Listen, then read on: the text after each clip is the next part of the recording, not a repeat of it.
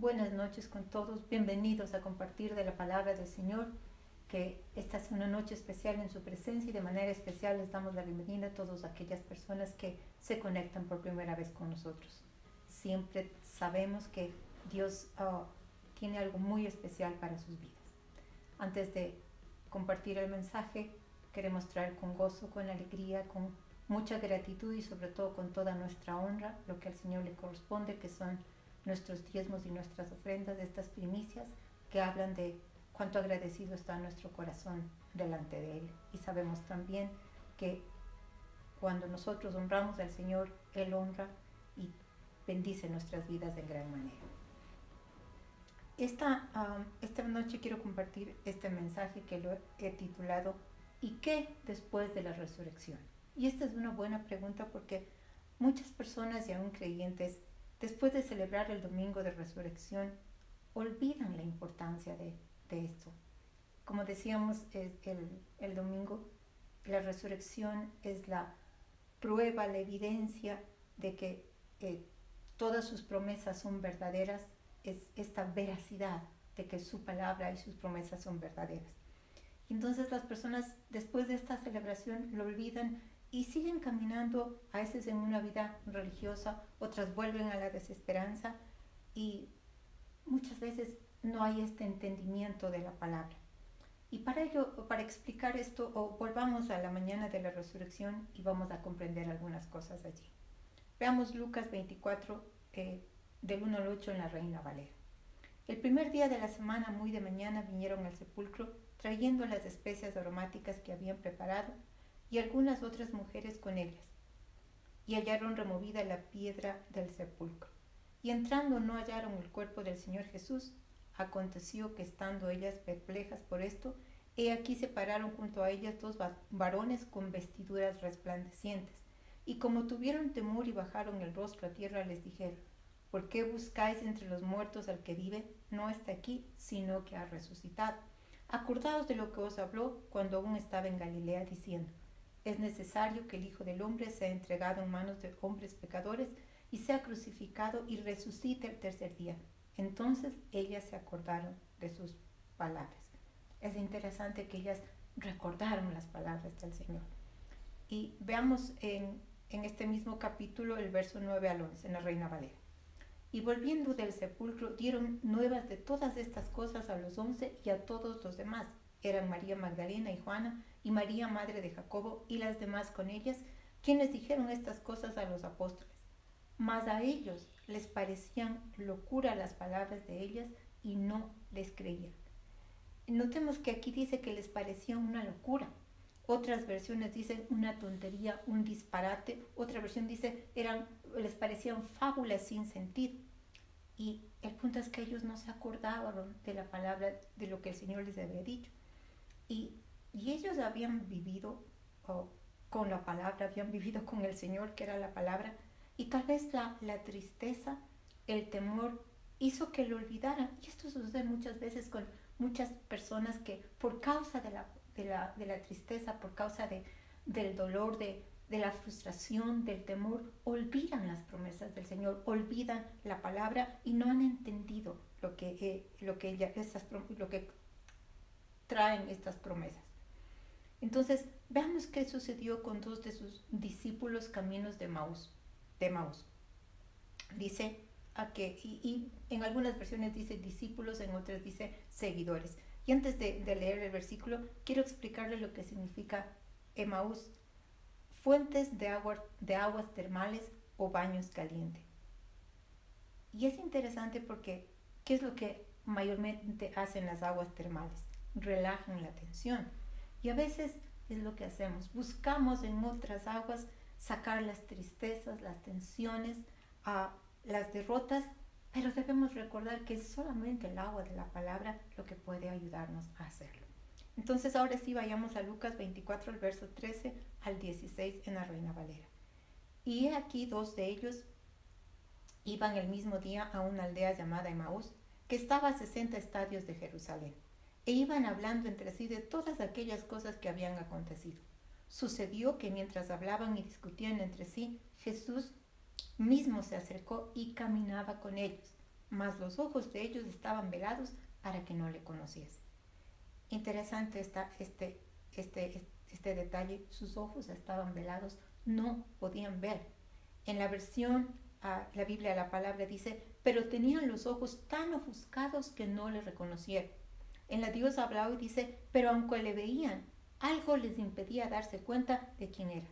Y esto sucede con muchas personas hoy en día. Y déjenme recordarle algo muy importante, solamente Dios puede abrir nuestros ojos. Por eso siempre hemos hecho énfasis en este versículo de Efesios 1:18, voy a parafrasear, cuando es esta oración que dice que abra el Señor los ojos de nuestro entendimiento, o que inunde de luz nuestro corazón. Al igual que el Salmo 119, el verso 18 dice, abre mis ojos y miraré las maravillas de tu ley. En otras versiones dicen, abre mis ojos y miraré las maravillosas enseñanzas de tu palabra, o lo maravilloso de tu palabra. Entonces, esto es algo muy importante que debemos recordar. Solamente Jesús, que es la palabra, solamente Dios puede abrir los ojos de nuestro entendimiento. También dice el Salmo 119 que la exposición de su palabra nos alumbra. Entonces, ahora sí leamos el verso 17 hasta el 24. Y les dijo, ¿qué pláticas son estas que tenéis entre vosotros mientras camináis? ¿Y por qué estáis tristes? Respondiendo uno de ellos, que se llamaba Cleofas, le dijo, ¿eres tú el único forastero en Jerusalén que no ha sabido las cosas que en ella han acontecido en estos días? Entonces él les dijo, ¿qué cosas? Y ellos le dijeron, de Jesús Nazareno, que fue varón profeta, poderoso en obra y en palabra delante de Dios y de todo el pueblo. Y cómo le entregaron los principales sacerdotes y nuestros gobernantes la sentencia de muerte y le crucificaron. Pero nosotros esperábamos que él era el que había de redimir a Israel. Y ahora, además de todo esto, hoy es ya el tercer día que esto ha acontecido. Aunque también nos han asombrado unas mujeres de entre nosotros, las que antes del día fueron al sepulcro.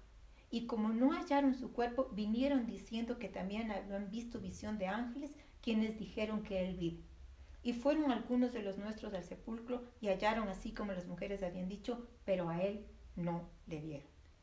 ¿Cuál es el punto aquí? No creían. El verso 25 dice, entonces él les dijo, oh insensatos y tardos de corazón para creer todo lo que los profetas han dicho. Insensatos también traduce necios. Les estaba diciendo, ¿por qué les es tan difícil creer? Y la NTV dice así, entonces Jesús les dijo, ¿qué necios son? ¿Les cuesta tanto creer todo lo que los profetas escribieron en las Escrituras? Les estaba mostrando por qué sus ojos estaban velados, porque su corazón no podía creer. Continuamos con el verso 26 hasta el 31. ¿No era necesario que Cristo padeciera estas cosas y que entrara en su gloria? Y comenzando desde Moisés y siguiendo por todos los profetas, les declaraba en todas las Escrituras lo que de él decían. Llegaron a la aldea donde iban y él hizo como que iba más lejos. Mas ellos le obligaron a quedarse diciendo, quédate con nosotros, porque se hace tarde y el día ya ha declinado. Entró pues a quedarse con ellos. Y aconteció que estando sentado con ellos a la mesa, tomó el pan y lo bendijo, lo partió y les dio. Entonces les fueron abiertos los ojos y les reconocieron, mas él desapareció de su vista. Aquí hay varios puntos muy importantes. ¿Qué les abrió los ojos? ¿Sabe qué fue? El caminar con el Señor, el oír la palabra, el tener comunión con Él, el partir el pan, el invitar al Señor a permanecer con ellos. Y esto es exactamente lo que nosotros también tenemos que hacer. Mire, el Señor les iba hablando de la palabra y su corazón comenzaba a expandirse. Este fuego volvía a levantarse, en otras palabras. Le invitan al Señor. No, dice que estaban sentados a la mesa y la mesa habla de tener comunión. Y esto es importante porque esto es lo que necesitamos hacer, a invitar al Señor para poder tener comunión con Él y escuchar su palabra. Cuando escucha usted la palabra del Señor a través de un mensaje, no solamente necesita escuchar al predicador, pero especialmente al Espíritu Santo. Y necesita escuchar la voz del Espíritu Santo en su comunión diaria con Él. Y esto hace que su corazón tenga este fuego y que sus ojos sean abiertos. Y una vez, esto es algo muy importante, que entendemos las Escrituras, entonces podemos compartirlas. Vayamos al versículo 32 y 33. Y se decían el uno al otro: ¿no ardía nuestro corazón en nosotros mientras nos hablaba en el camino y cuando nos abría las escrituras, es decir, nos explicaba? Y levantándose en la misma hora, volvieron a Jerusalén y hallaron a los 11 reunidos y a los que estaban con ellos. Ahora quiero explicarle algo muy importante. En el verso 13 vimos que Maús estaba más o menos a 60 estadios de Jerusalén. Esto quiere decir entre 11.2 kilómetros, y ellos fueron caminando. Es una distancia considerable, pero dice que se levantaron, y esto implica cambiaron de actitud y vuelven a Jerusalén, es decir, regresan estos otros 11.2 kilómetros, ¿no? Vuelven a Jerusalén a contar las buenas nuevas. En su corazón ellos dicen que iban tristes y lamentándose, pero cambia su actitud, se levantan y regresan para compartir las buenas nuevas. Versos 34 y 35, dice que estaban reunidos los 11 en el anterior y que estaban con ellos y que decían: ha resucitado el Señor verdaderamente y ha aparecido a Simón. Entonces ellos contaban las cosas que les había acontecido en el camino y cómo le habían reconocido al partir el pan. Qué importante es esto. El pan es la palabra, el pan representa la palabra. ¿Se acuerda que dice que no solo de pan vivirá el hombre, sino de toda palabra que sale o procede de la boca de Dios? El pan representa la palabra, y partir el pan es este tiempo de meditar junto con el Señor, el partir la escritura y meditar y desmenuzarla hasta que usted pueda comerla y pueda ser revelada en su corazón y tenga este fuego en su corazón. Entonces, ¿cuál es el punto aquí? Después de entender la resurrección, después de tener la certeza de la resurrección, ¿qué es lo que tenemos que hacer? Tenemos que levantarnos, cambiar de la actitud con la que hemos estado viviendo, una actitud pasiva, tal vez una actitud religiosa, tal vez esta actitud de haber olvidado las promesas del Señor, y llevar las buenas nuevas de salvación, llevar esta noticia al mundo que no tiene esperanza, de que Jesús está vivo, de lo que hablamos el domingo, de todo lo que el Señor hizo por su novia, de cómo terminó la obra para que sean muchos y muchos más añadidos a ser parte del reino de los cielos, del reino de Dios. Y esto es algo importante, porque no podemos celebrar la resurrección solamente una vez al año. Tenemos que vivir todos los días bajo el poder de la resurrección y como un estilo de vida, y por supuesto poniéndolo por obra. Entonces, en los siguientes versículos, a partir del 36, usted puede ver que el Señor mismo se les aparece a ellos, que el Señor comió con ellos, y algo muy importante, dice que les abrió el entendimiento para que comprendiesen las escrituras. Esto está en el verso 45.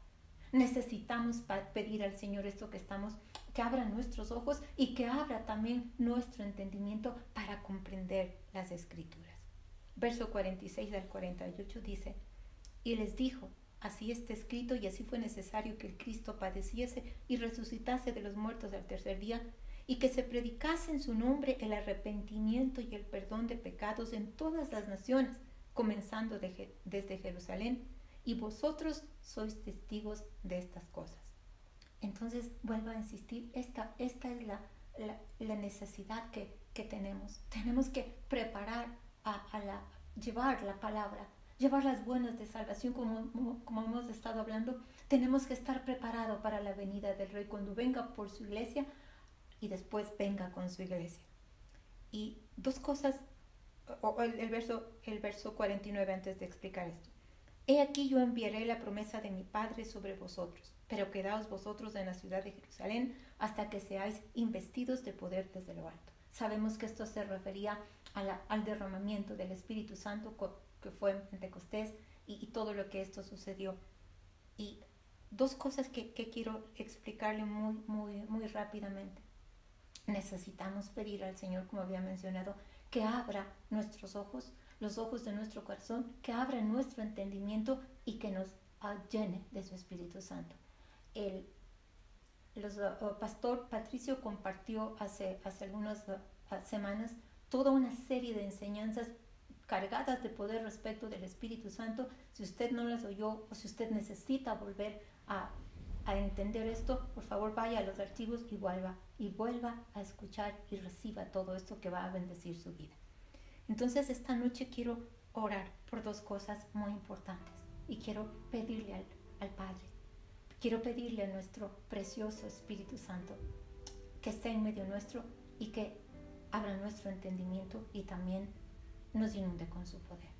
Padre, en el nombre de Jesús, en esta noche te damos gracias por tu palabra. Te damos gracias por el poder que levantó a Cristo de los muertos, el mismo que nos levanta a nosotros a una vida de resurrección, a una vida de esperanza, para poder llevar tu palabra y poder extender el reino de los cielos.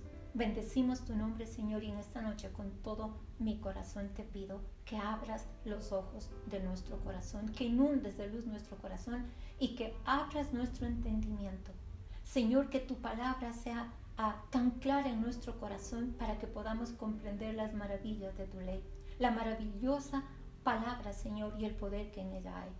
Y Señor, también dice y está escrito que si te pedimos al Espíritu Santo, que nos llenes de tu Espíritu Santo, tú nos lo darás. Y esta noche yo oro por una nueva impartición, una frescura, Señor, un nuevo depósito en nuestro corazón de la presencia de tu Espíritu Santo.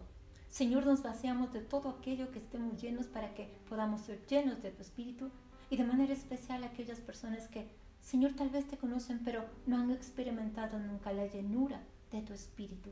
Yo oro porque esta noche, Señor, el soplo de vida, el soplo del Espíritu Santo de Dios, el aliento de tu vida les llene, les inunde y aún puedan, Señor, hablar en estas nuevas lenguas en el nombre de Jesús.